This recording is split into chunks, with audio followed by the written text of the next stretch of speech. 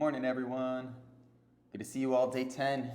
I want to keep the opening discussion fairly short because they've been, sort of long, and in that it deprives you of the most important thing, which is time and practice. So, what does Patanjali? Patanjali is a very popular yogic sage. What does Patanjali have to say of the Om? All right, and then why do we care what Patanjali or anyone else has to say about the Om?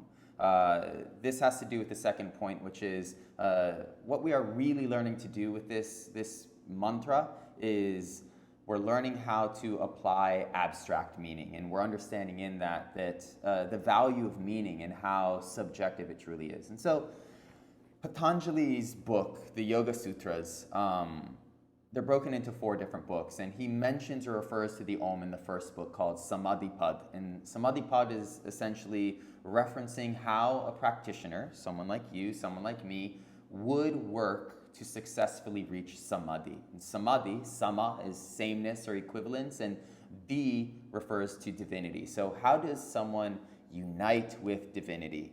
Again and again and again, yogis were only concerned with sort of transcending the ordinary world and entering the extraordinary world, the divine experience of life. And they believed the way to do that was to sort of, cleanse their eyes and cleanse their senses and essentially cleanse their nerves and their minds to behold what they always beheld, but to behold it from a different perspective. And again, that perspective is somewhere within them. So they have to find it.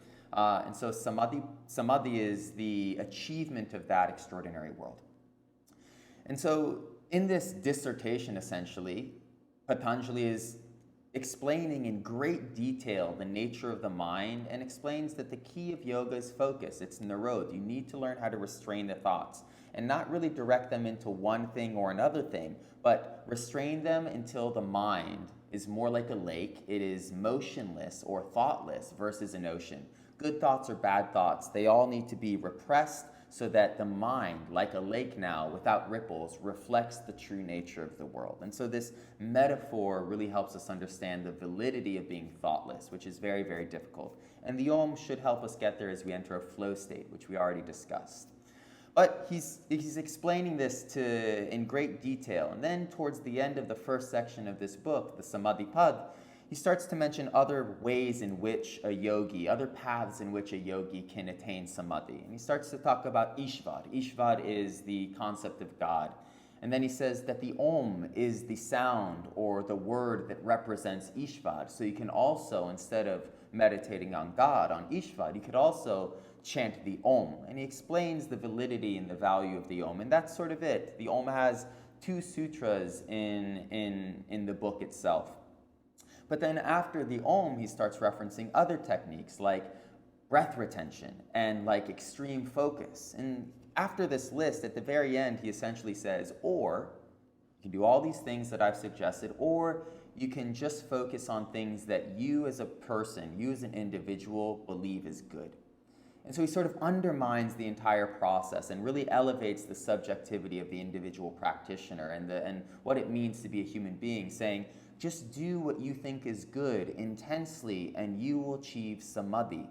And so this validates the spirit of surfers who sit, most of the time just watching the horizon rise and fall as the waters ebb and flow beneath them. It validates the artist who's just painting and finds peace in that space, and that is their samadhi, that is their sort of rendezvous with the divine.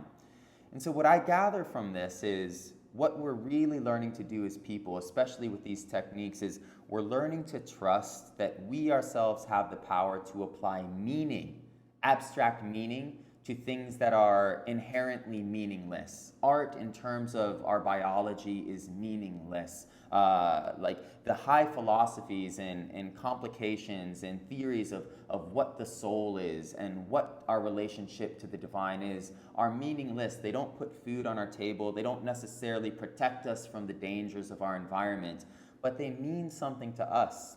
And so if we can appreciate that what we are essentially learning to do with the Om right now, as a great experiment, is take this purely abstract thing, this little sound, this little syllable Om, and build it within the reality of our mind to such a degree that it becomes a very important thing, what we've essentially done for ourselves is understand that we have the power to elevate or diminish the worth of anything just according to our desires. And so again, it is the application of meaning to the abstract. And when we really learn to do that, it shifts the way we interact with life. I was trying to think of examples to maybe sort of illustrate this a bit more powerfully, but I think something that we all might encounter in our lives is, our professions, our work, where we spend so much of our time and invest so much of our energy for whatever reason. At times that work can become meaningless. It can become gray. And if we had the power to project or direct meaning into things at will, consciously, we could just choose to have that work be meaningful. The janitor can choose to believe that their work is the most important work in the world, at least to them. The dentist looking at teeth all day, despite the importance and significance of that job, of that career, the dentist can feel as if at times, this is not my life. I want something more from my life. Again, the application of meaning, if we had the choice, we could just turn on the light switch and remember or choose to believe this is the most important thing. It would change the way we interact with depression. It would change the way we interact with purpose. We would find purpose wherever we chose to find it, which really isn't the case. We look for it, and by the grace of the divine or, by sheer luck, some of us find meaning in certain experiences, certain hobbies, certain people, certain careers, but we really leave it to the winds. So think about it. Think about your practice today as that you're playing with this thing and you're really building it purposefully as meaningful. And at the end, it's actually quite abstract and meaningless. So it's really coming from you. It's reflecting your depth as a practitioner. Groovy. Okay, so let's do this. Strong seated position, apply meaning at will, put the power in your own hands, and let's see what happens today. We're still going to run through the 4 layers of sound, de-escalating into silence, devolving into deeper stillness, and listening to the Om or that vibration radiate on its own in our own bodies. So posture 1, wrists rests on knees, nice straight arms. Theory is good, direct experience is best. Notice as you straighten your arms. Still, and more than likely always, there is this flash of dvesha, this flash of resistance. I don't want to invest this much energy. I don't want to posture this dramatically. But with that flash of resistance, there is also a flash of wakefulness and presence and mental alignment. And so that is your sympathetic nervous system.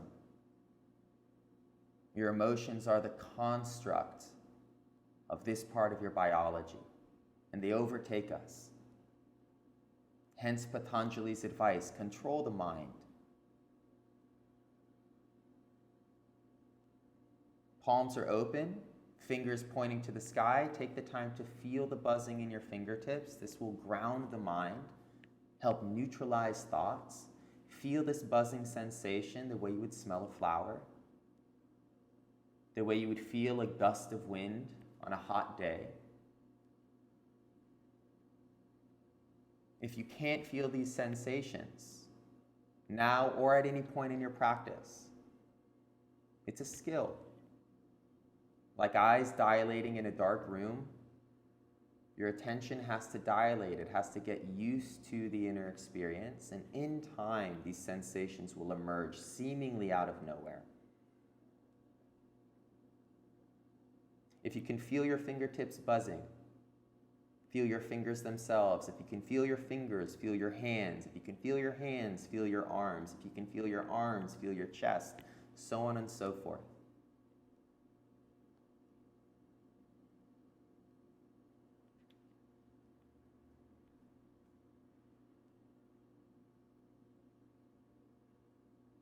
Now bring a random finger to each thumb. At this point, it might not be so random. So bring new fingers to your thumbs.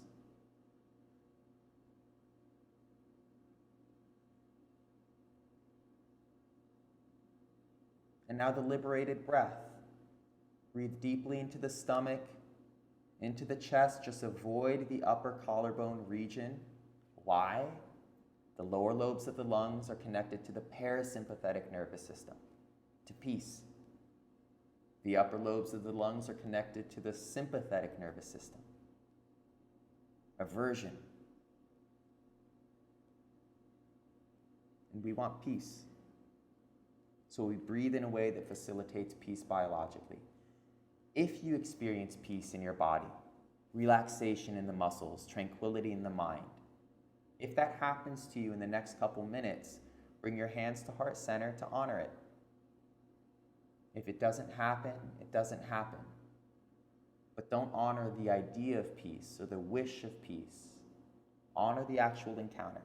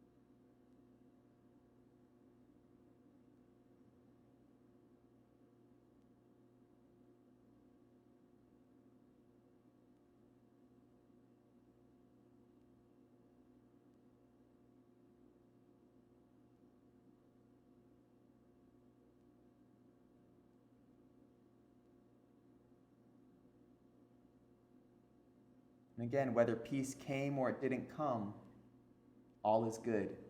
Bhumi Sparsha Mudra. Shunyata Drishti, look into the darkness of your closed eyes. And again, as you look into that darkness, the dilation of the eyes is connected to the sympathetic nervous system, because when we are scared, we want to see what we are scared of. And you'll feel that surge of wakefulness.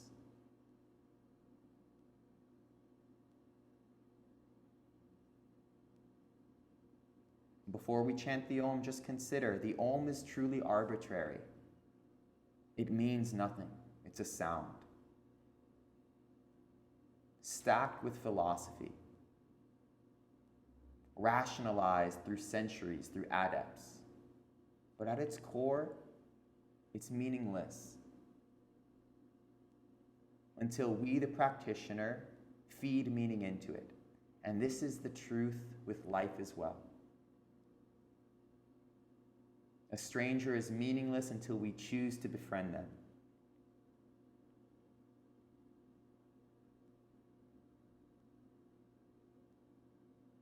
A career is meaningless, or can be meaningless, until we learn to align with it.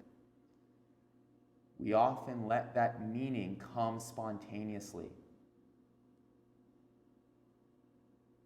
And so the idea with this is, can I choose to make things meaningful? Can I choose to make my breath meaningful? Can I choose to make the Om meaningful? And then, can I choose to make my suffering meaningful? Can I choose to make my relationships more meaningful? Can I choose to seed the world with infinite meaning? And this is proven to stabilize the human mind. It's proven to increase a sense of well-being. So, is it in our hands? Relax, start to take some deeper breaths. Again, Shunyata Drishti, Bhumi Sparsha Mudra. Just feel and hear your Om. Regular volume, Ahata, audible sound, Vaikari, audible sound. Take a full breath in. And start your chanting. Feel, don't think.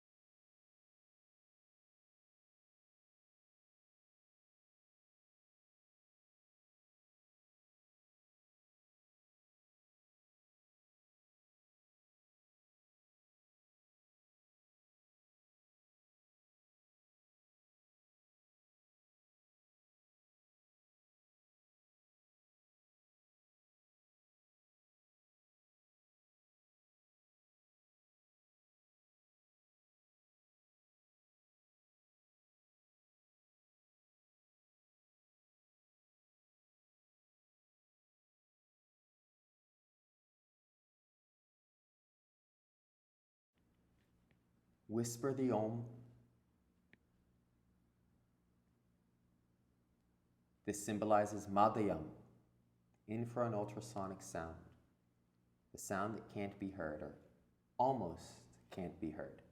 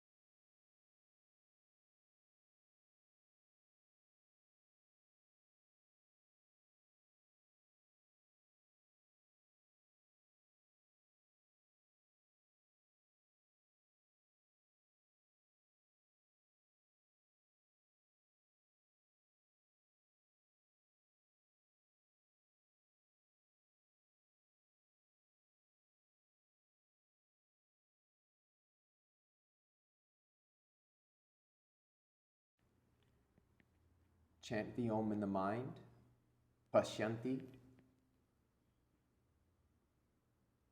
Traditionally explained as the visualizations of thought. But consider it's also what you feel inside the body. Focus on that. Hridayasya nadyas, the energy channels in the chest. As you chant the Om in the mind, something happens in the chest. If you can't feel it, it's okay. It takes time.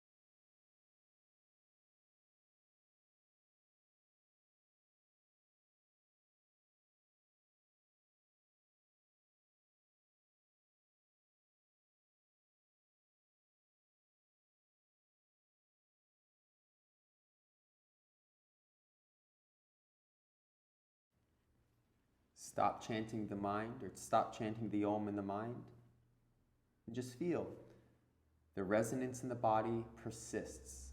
So this is Paranad, the primordial sound, the eternal echo of the great beginning that moves forward through time unbroken.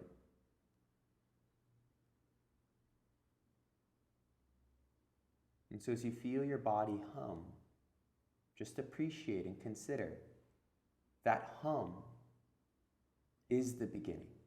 That hum is the Om.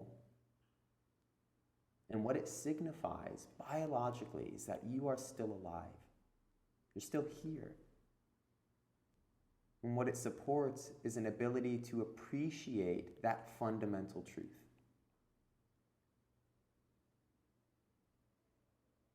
And that, for whatever reason, is pacifying and tranquilizing and inspiring and energizing. We regain our perspective. Oh my God, I am alive. So breathe slowly and feel more deeply than you were feeling in the beginning, because the Om pulled you into that depth.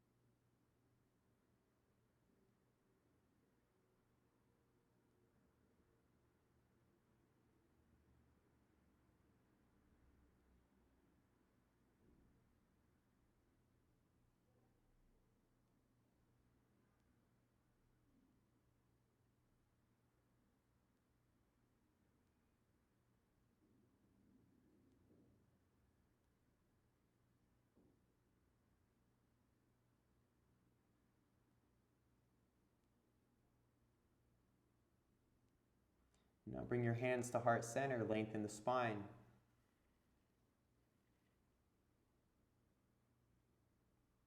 Is the Om the word of the divine? To the yogis that believe it, yes. Is the Om the sound the universe created when it was born? Certainly not. And so we ask ourselves, or our minds ask the question, is it real? Of course it's not real. The Om is an idea, and we apply meaning to it, and we make it real by committing to it and exploring it and experimenting with it. But the deeper truth to yogis is nothing is real. Not your body, not your identity, not your relationships, not your career, not the world itself. It is all Maya. It is all illusion. But the miracle is, when you invest in it, because you find meaning in the unreal, it leads you to something deeply real. It reflects back into you your own existence. And so just sense that. The illusion leads to reality when we navigate it skillfully. And the twist is, it seems to be inverted. Reality is within, the illusion is outside. And so chant one more Om here vocally, Ahata, the unreal thing.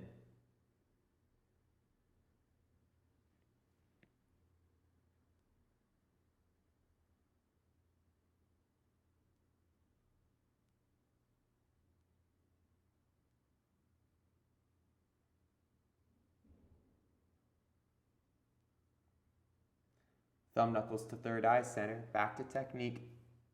If you're having trouble feeling these vibratory sensations, you just need to develop focus and consider that it's your idea that you can't feel them that's preventing you from feeling them. And so separate the skin of your thumbs from the skin of your forehead by 1 millimeter and just feel the air in between. The heat radiating from skin to skin. What does that feel like? Just ask yourself. If it feels like nothing, what does nothing feel like?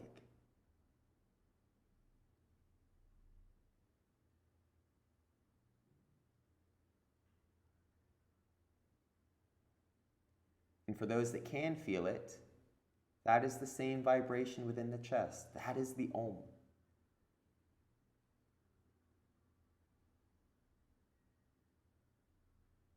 The buzz of life's energetic fabric. Exhale into posture 1.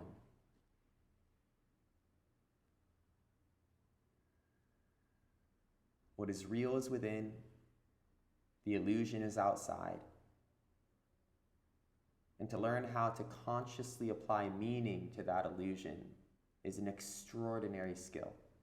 To find meaning in everything is essentially to walk with the divine. And so with a breath in, open your eyes.